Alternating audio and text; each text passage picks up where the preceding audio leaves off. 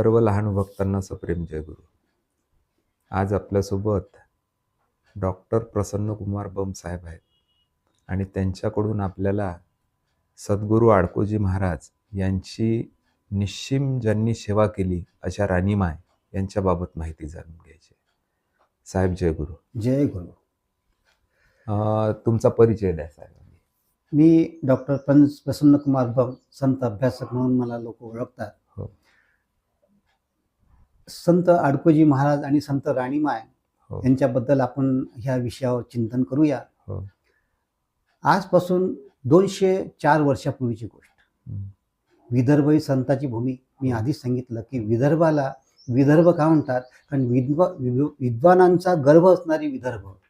आणि या विदर्भामध्ये आर्वी हे म्हणजे संतांचं माहेरघर. या संतांच्या माहेरघरामध्ये संत मायबाई या नाथपंथीय संप्रदायाच्या जागृत अवस्थेच्या संत झाल्या. हो. नाथ संप्रदाय आणि वारकरी संप्रदाय याची सांगड जर जिथं जुळली असेल ते म्हणजे संत मायबाई.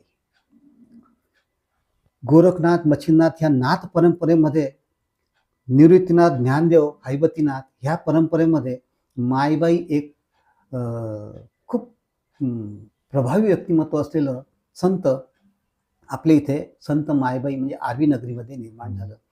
खूप जागृत अवस्था होती. यांच्या संपर्कात यांच्या आजूबाजूच्या घरांमध्ये एक कासार कुटुंब होतं. कासार समाजाचं. भांडी विकणे, बांगड्या भरणे हे त्यांचा व्यवसाय होता. अशा समाजात एका बालकाचा जन्म झाला. त्या बालकाचं नाव होतं आडकोजी. लोक त्याला आडक्या म्हणायचे. आडकोजी हा विमनस्क अवस्थेत असलेला मुलगा होता. त्या काळात तो गावभर फिरायचा, इकडे तिकडे फिरायचा, पण उन्हाळक्या करायचा.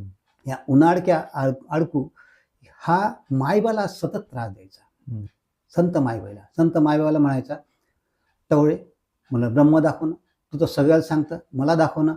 असं करता करता मायबाईला वाटलं एक दिवस त्याला दाखवायचं आहे. आणि म्हणून एक दिवस आडकोजी महाराजनं मायबाईचे पाय पकडले चौकात आणि सांगितलं, मला आता ब्रह्म दाखव.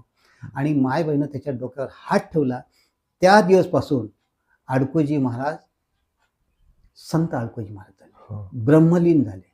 आणि ब्रह्माचा त्यांना साक्षात्कार झाला. तो साक्षात्कार आडक्याचा संत आडकोजी महाराज. संत आडकोजी परमहंस होण्याच्या गतीमध्ये असताना आर्वीमध्ये 40 वर्ष झाले आणि इथून ते सोनेगाव मार्गे दहेगावला गेले. दहेगावला गेल्यावर कोंडीबा रोहणकर नावाचे त्यांचे मित्र होते. त्या मित्राच्या घरी ते राहायचे. जाताना ते गेले ते गुलाम मुस्तफा सोबत. गुलाम मुस्तफा त्यावेळेचा मालगुजार. ह्या मालगुजाराच्या घरी पूर्ण गावभर फिरायचे ते आणि जेवण मात्र करायचे गुलाम मुस्तफाच्या घरी. गावभर करायचे, जास्त त्यांचा काळ गुलाम मुस्तफाच्या वाड्यात जायचा. आणि त्या गुलाम मुस्तफाची पत्नी होती नूर बेगम, राणी नूर बेगम. म्हणजे गुलाम मुस्तफा मोठा सरदार आणि खूप मोठा काम त्याला मालगुजार. अफाट संपत्ती, अफाट पद, पैसा, प्रतिष्ठेचा वैभव लाभलेला हा गुलाम मुस्तफा. याची पत्नी म्हणजे नूर बेगम. आणि ही नूर बेगम त्याला राणीमाय म्हणतात. लोक राणी म्हणायचे. ह्या राणीमायचं वैशिष्ट्य होती की आध्यात्मिक बैठकीची होती ती. आडकोजी महाराज पूर्ण गाव फिरून आल्यावर त्या नूर बेगमच्या घरी म्हणजे गुलाम मुस्तफाच्या घरी जायचे. तर तेव्हा विष्ठा, मलमूत्र विसर्जनाचं काम मात्र त्याच्याच वाड्यासमोर करायचे. आध्यात्मिक संत होते, अवलिया होते, त्याच्यामुळे त्यांना ह्या गोष्टीचं भान नव्हतं. पण पूर्ण गावभर फिरून आल्यावर मलमूत्र विसर्जन तिथं करायचे. पण नूर बेगम ह्या आध्यात्मिक परंपरेत असलेल्या नूर बेगमनं काय त्यांच्या लक्षात आलं की संपूर्ण सेवेत त्यांनी आयुष्य घालवलं. आणि आडकोजी महाराजांच्या मलमूत्र धुण्यापासून, आंघोळ करण्यापासून, त्यांना त्यांच्या तोंडात सुखामेवा खाऊ घालण्यापर्यंतचं सगळं यथातथ्य सांगोपांग सेवा करण्याचं भाग्य नूर बेगमला लाभलं. तत्कालीन परिस्थिती की मुस्लिम समाजाचा गुलाम मुस्तफा आणि हिंदू समाजाचा फकीर माणूस हा आडकोजी महाराज कुठेही सख्य नसताना असं अद्भुत दृश्य कसं काय निर्माण झालं हे सांगता येणार नाही.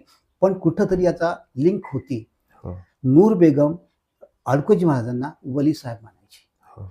वली साहेब म्हणजे मुस्लिम समाजाच्या संतांना वली म्हणतात. हम्म. तसं हिंदू समाजामध्ये संत महंत, तसे यांच्या मुस्लिम समाजात वली म्हणतात. वली. तर नूर बेगमला त्यांच्यामध्ये वली दिसायचा. हम्म. ती जेव्हा मुस्तफा त्यांना विचारते की हे तू इतकी सेवा का करते तो हिंदू फकीराची, नंगा फकीराची, ती म्हणायची यात मला वली दिसतो, तुम्ही पण माना. आणि काही कालानंतर गुलाम मुस्तफाला सुद्धा अनुभव आला. अनेक केसेस होत्या. त्या गुलाम मुस्तफाच्या कोर्ट केसेस अडकोजी महाराजांच्या आशीर्वादानं सक्सेस झाल्या आणि त्याला यश मिळालं. यानंतरची सिरियल अशी आहे की संत अडकोजी महाराज एका म्हणजे गावभर फिरायचे आणि अनेक चमत्काराचा त्यांच्याकडून लोकांना प्रत्यय आला. प्रश्न असा होता की अडकोजी महाराजांच्या सेवेमध्ये असलेल्या राणी मायची सेवा बघून अडकोजी महाराजांनी तिला आशीर्वाद दिला की राणी माय, तुला बडी अम्मा म्हणतात लोक, आता तुझा शब्द खरा होईल आणि तुला जे जे लोक आठवण करतील, तुला जे जे स्पर्श करतील, जे जे नामस्मरण करतील, त्यांना त्याची प्रचिती येईल, त्यांना फायदा होईल. आणि अशा प्रकारचं एक आध्यात्मिक सात्विक स्वरूप राणी मायला अडकोजी महाराजांनी मिळवून दिलं. ही खूप मोठी गोष्ट तत्कालीन काळात घडली. आजपासून 200 वर्षाच्या आधीची गोष्ट आहे. आणि त्यानंतर काही कालावधीनंतर राणी माय निर्वाण झाला. त्या निर्वाणाची समाधी गाव कुसाबाहेर, दहेगाव मुस्तफाच्या गावाच्या बाहेर बांधलेली आहे. छोट्या समाधीत होती, छोटं स्वरूप होतं. लोक त्या समाधीच्या मातीला हात लावायचे आणि आपल्या आजाराला दुरुस्त करायचं मनोमन धारण करायचे. चमत्कार व्हायचा. चमत्कार असो किंवा नसो, पण एक धारणा अशी होती, धारणेमुळे त्यांचे आरोग्य दुरुस्त व्हायचे, रोग दुरुस्त व्हायचा. अशा पद्धतीचं 2007 साली जेव्हा पहिल्यांदा मी त्या समाधीला बघायला गेलो आणि त्या समाधीमध्ये मला असा भास झाला की आपण याचं काहीतरी केलं पाहिजे, काहीतरी याच्याबद्दलचा उद्धार केला पाहिजे. तिथल्या लोकांशी चर्चा केली, गावात चर्चा केली आणि गावात लोकांनी ठरवलं की ही समाधी चांगल्या पद्धतीने बांधू. आज त्याचं उत्तम स्वरूप तिथं दिसत आहे. अडकोजी महाराजांचं एक नामस्थळ पण तिथं दिसत आहे दहेगाव मुस्तफाला. आणि एकदा तरी बघण्यासारखी गोष्ट आहे. अडकोजी महाराज एक वैशिष्ट्य, ज्या तारखेला त्यांचा जन्म झाला, मंगळवार रोज 1821 आणि 1921ला त्यांचं मंगळवार दिनांक, त्याच दिवशी त्यांचं निर्वाण झालं. 100 वर्ष शतायुषी असलेलं हे परमधानी आणि परमज्ञानी आणि सद्गुरू आणि परमहंस पदाला लाभलेले संत अडकोजी महाराज यांचा दहेगाव मुस्तफाला 25 वर्षाचा काळ गेल्यानंतर त्यांनी वरखेडकडे प्रस्थान केलं आणि वरखेडला त्यांची निर्वाण भूमी निर्माण झाली. म्हणून आरवी जन्मभूमी, कर्मभूमी दहेगाव मुस्तफा आणि निर्वाण भूमी वरखेड, असा हा एवढा मोठा प्रवास झाला. त्या प्रवासामध्ये त्यांना संत लहानोजी महाराज असो, त्यांना परिचय आला.